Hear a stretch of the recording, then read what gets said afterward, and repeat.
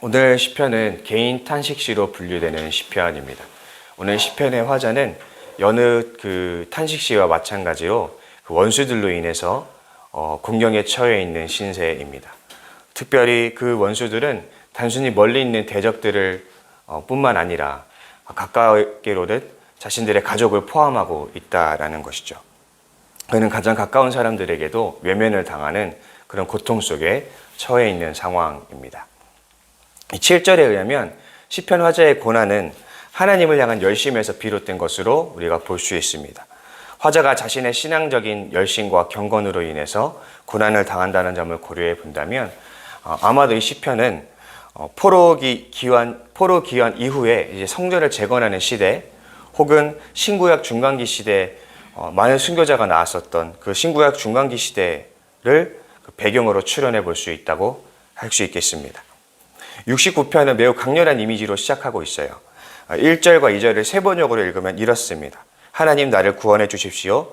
목까지 물이 찼습니다. 발붙일 곳이 없는 깊고 깊은 수렁에 빠졌습니다. 물속 깊은 곳으로 빠져들어갔으니 큰 물결이 나를 휩쓸어 갑니다. 지금 저자는 자신의 상황을 그 물에 빠져 있는 상황으로 자기를 비유하고 있는데 이제 목까지 물이 찼는 상황에서 이제 큰 물결에 휩쓸려 가고 있는 그런 이미지를 사용해서 자신의 어려움을 토로하고 있습니다. 그러니 지금 그가 얼마나 위급하고 시급한 상황인지를 그의 심령이 어떠한지를 우리가 이 시간 상세히 알 수가 있는 것입니다. 오늘 읽지는 않았지만 오늘 시편 1편부터 12절까지는 전반부에는 이제 그의 호소가 지속되고 있어요. 대체로 그가 어떤 고난에 처했는지 또 그의 심정이 고난에 처한 그의 심정이 어떠한지에 대해서 이야기하고 있습니다. 이렇게 본문 전반절에서는 자신을 둘러싼 정황과 자신에 대한 처지가 쭉 이어지고 있습니다. 그러다가 오늘 본문에서는 분위기가 조금 바뀌기 시작하는데 왜냐하면 기자가 다시 한번 여호와의 이름을 부르면서 기도를 시작하고 있기 때문입니다. 그는 지금 여호와의 이름을 부르며 하나님께 기도하기 시작합니다. 그는 자신을 옥죄어오는 주변 상황들과 그로 인해 죽을 듯한 고통에서 눈을 떼어서 하나님께로 시선을 돌리고 있습니다. 자신의 내면을 살피는 것만이 능사가 아니라는 사실을 그가 깨달았기 때문입니다. 우리가 어떤 고통스러운 상황을 마주하게 될 때 우리가 자주 처하게 되는 실수는 우리가 우리의 내면에 함몰될 수가 있다라는 것이죠. 고통스러운 내 자신의 내면을 또 자신의 감정이나 상황을 끊임없이 돌아보면서 끝도 없이 그런 상황으로 휘둘리는 것입니다. 그러나 우리가 우리의 상황이나 어떤 우리의 감정이나 우리의 내면에만 우리가 몰두하게 되면 우리는 좀처럼 그런 위기의 상황 속에서 빠져나오기가 어렵다라는 것이죠. 인간의 인지 평양 중에 확증 평양이라는 것이 있습니다.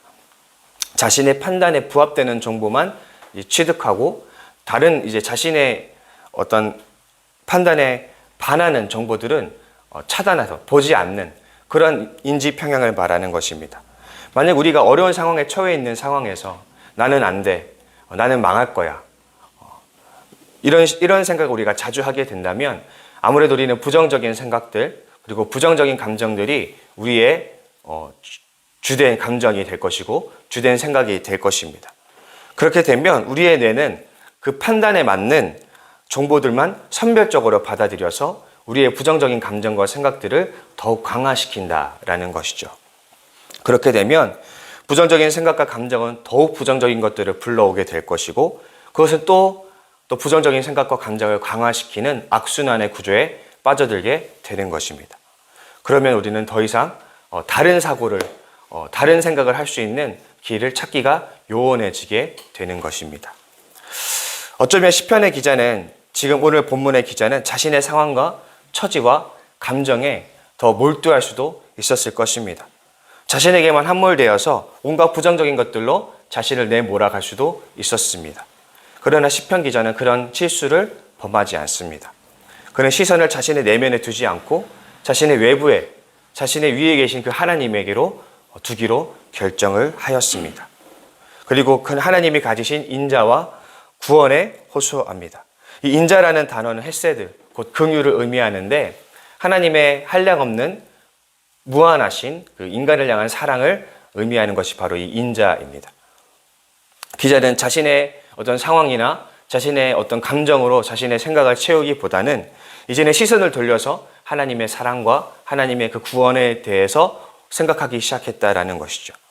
이렇게 시편 기자는 절망적인 자신의 상황에 함몰되기보다는 인간을 향한 하나님의 사랑에 희망을 두기로 결정을 하였다라는 것입니다. 우리가 어려운 상황에 빠질 때, 우리가 부정적인 감정이 나를 휩싸일 때에 우리는 시편 기자와 같이 지혜로운 태도로 그 상황을 모면해야 할 것입니다. 우리는 막연히 우리의 상황에 함몰되기 시작해서 그 문제보다 그 문제의 실제보다 더 큰 그 문제가 실제보다 더 큰 문제가 되어서 우리를 두렵게 하는 상황을 우리는 막아야만 합니다. 우리는 그런 상황에서 하나님에게 시선을 둘 줄을 알아야 한다라는 것입니다. 나를 사랑하시고 나에게 구원을 베푸시는 하나님의 신실하심을 묵상할 수 있습니다. 과거의 나를 건지셨던 하나님의 구원을 다시 떠올려 볼 수도 있겠습니다. 우리의 관점과 우리의 생각을 새롭게 할 때에 우리는 고통 중에서도 하나님의 길을 발견할 수가 있는 것입니다. 이렇게 우리가 고통을 달리 보게 될 때, 우리가 고통을 달리 반응하게 될 때에 우리는 고통 속에 침몰하지 않고 다시 일어설 수 있는 가능성을 얻을 수 있는 것입니다. 우리 지어스처치 성도 여러분, 우리가 고통 가운데 있을 때에 고통이 우리를 집어삼키지 않도록 고통과 적절한 거리를 둘 수 있기를 바랍니다.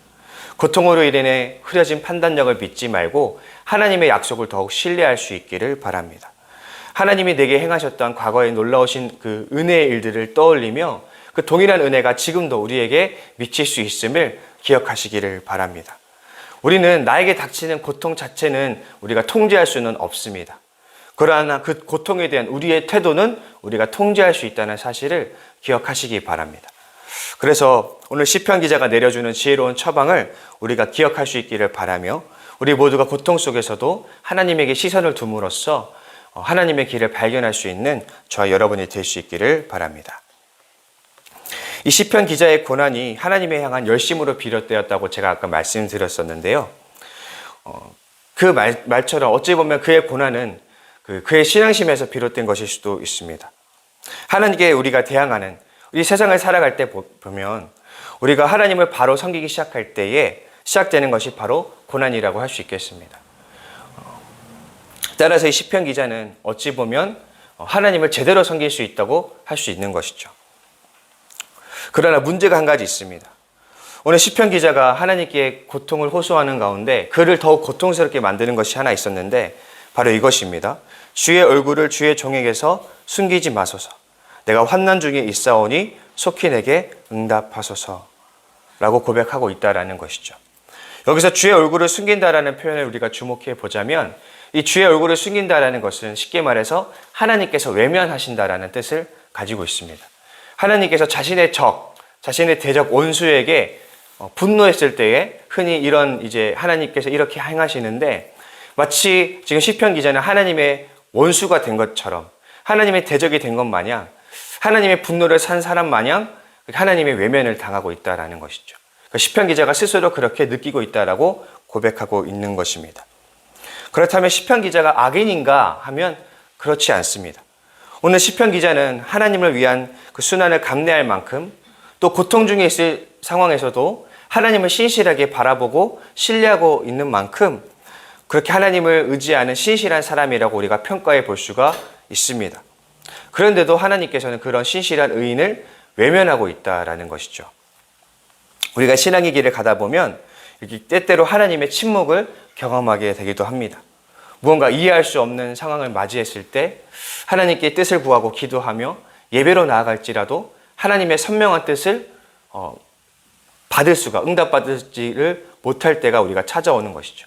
그야말로 하나님의 침묵입니다.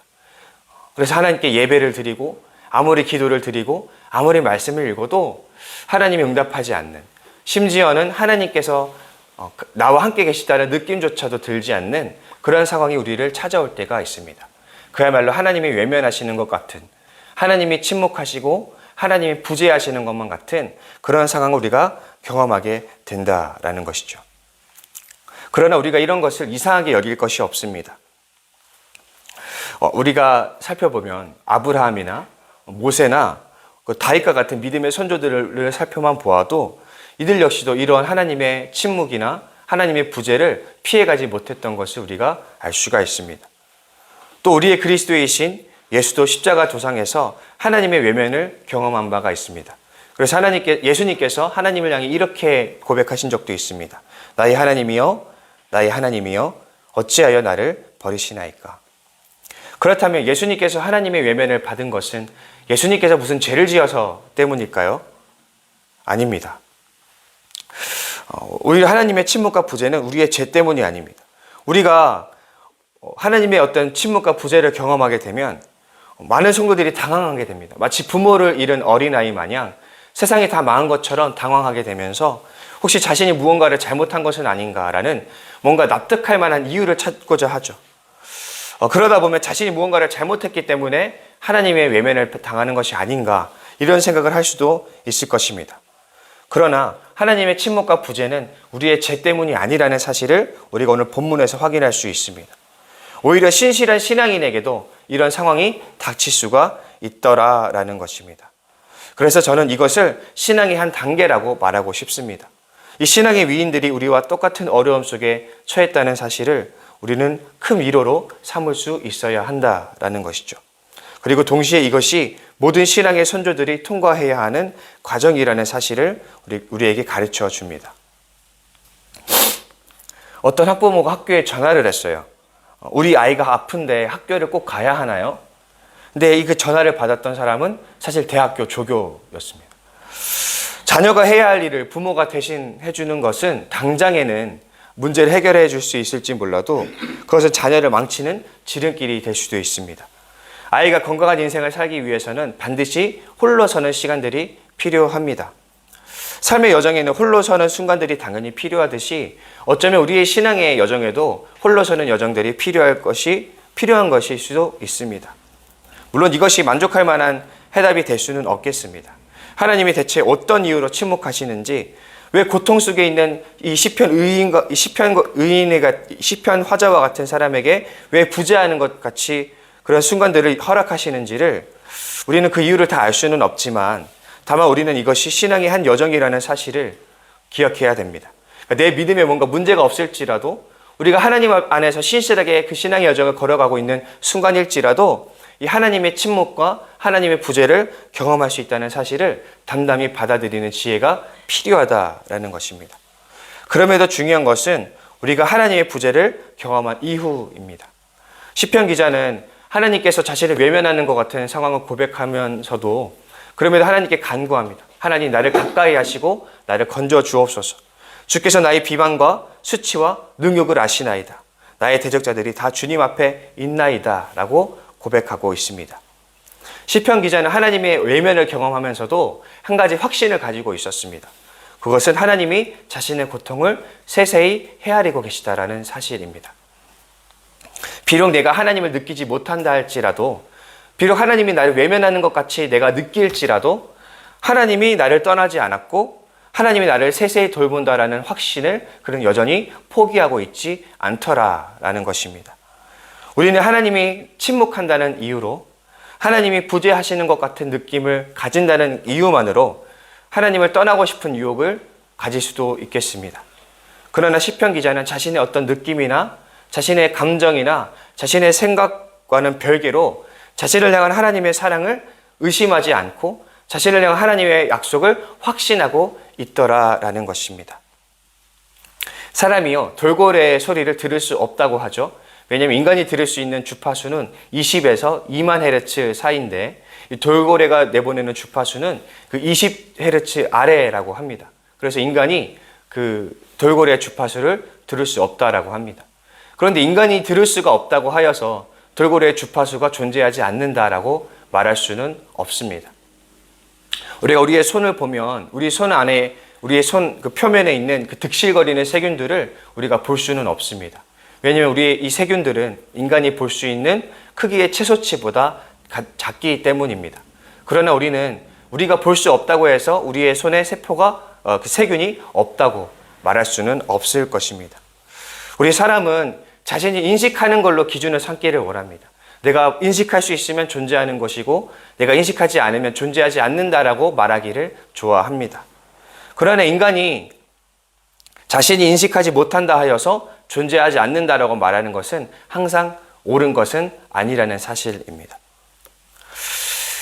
중요한 것은 우리가 하나님이 없다고 느껴지는 그 순간에도 하나님은 존재하고 계시다라는 것이죠.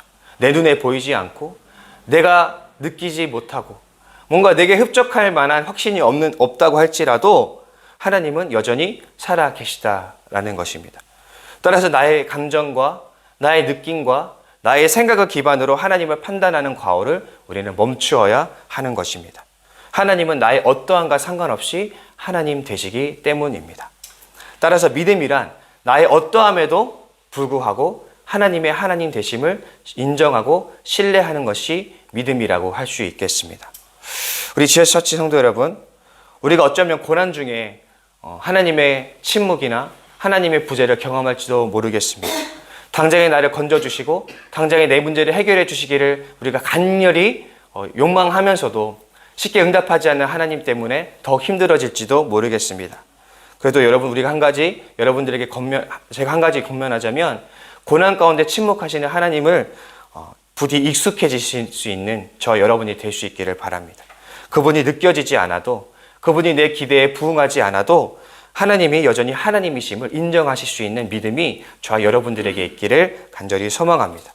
그렇게 하나님이 이해되지 않는 때에도, 하나님이 느껴지지 않을 때에도 하나님이 내 손으로 잡을 수 없고 뭔가 내 기준으로는 납득되지 않아도 부지런히 하나님의 뜻을 쫓아갈 수 있는 저와 여러분이 되기를 바랍니다. 시편 기자는 하나님이 자신을 외면하는 것 같은 상황에서도 자신을 향한 하나님의 약속을 여전히 신실하게 붙들었던 사람입니다. 중요한 것은 하나님의 약속은 여전히 유효하다라는 것이죠. 내 느낌과 상관없이, 내 생각과 상관없이 하나님이 한번 우리에게 했던 약속들은 여전히 하나님께서 신실하게 붙들고 계시다는 사실을 우리가 기억하고, 우리가 그 약속에 우리도 신실하게 반응했으면 좋겠습니다. 그래서 우리가 하나님이 외면하는 것 같은 그 상황에서도 하나님의 약속들을 신실하게 붙들고, 또 우리가 하나님 앞에서 행해야 될 의무들을 신실하게 지켜나가는 복된 인생들 될 수 있기를, 그래서 그 어떤 고난과 그 어떤 어려움도 우리의 신앙을 뒤흔들지 못하는 강력한 신앙으로 주님 앞에서 무장할 수 있는 저와 여러분들이 될 수 있기를 간절히 소망합니다. 우리 시간하게 기도했으면 좋겠습니다. 기도하실 때는 우리가 이제 추수감사주일이 이제 코앞으로 다가왔습니다. 하나님, 우리가 작정자들을 두고 마지막까지 기도하며 또 100일 릴레이 기도를 연이어서 하고 있습니다. 하나님, 작정자들이 그 마음이 움직여져서 그 초청에 응하여서 이 추수감사주일 예배가 더 풍성해질 수 있도록, 주의 은혜가 더 풍성해질 수 있도록 도와주시옵소서 위해서 기도해 주시고, 또 우리가 100일 릴레이 기도를 진행 중에 있습니다. 하나님, 그 릴레이 기도 가운데 많은 이들이 동참하게 하시고 기도의 기쁨과 그 은혜를 맛보아 알게 하여 주시옵소서 위해서 기도해 주시고, 또 이제 날씨가 추워졌다 더워졌다 하는데 우리 지체들 건강 잃지 않도록 위해서 기도해 주시고, 또 각자 가지고 나오신 기도 제목 가지고 기도하실 텐데 우리 주기도문으로 함께 고백하시고 함께 기도드리도록 하시겠습니다. 하늘에 계신 우리 아버지, 아버지의 이름을 거룩하게 하시며 아버지의 나라가 오게 하시며 아버지의 뜻이 하늘에서와 같이 땅에서도 이루어지게 하소서. 오늘 우리에게 일용할 양식을 주시고 우리가 우리에게 잘못한 사람을 용서하여 준 것 같이 우리 죄를 용서하여 주시고 우리를 시험에 빠지지 않게 하시고 악에서 구하소서. 나라와 권능과 영광이 영원히 아버지의 것입니다. 아멘.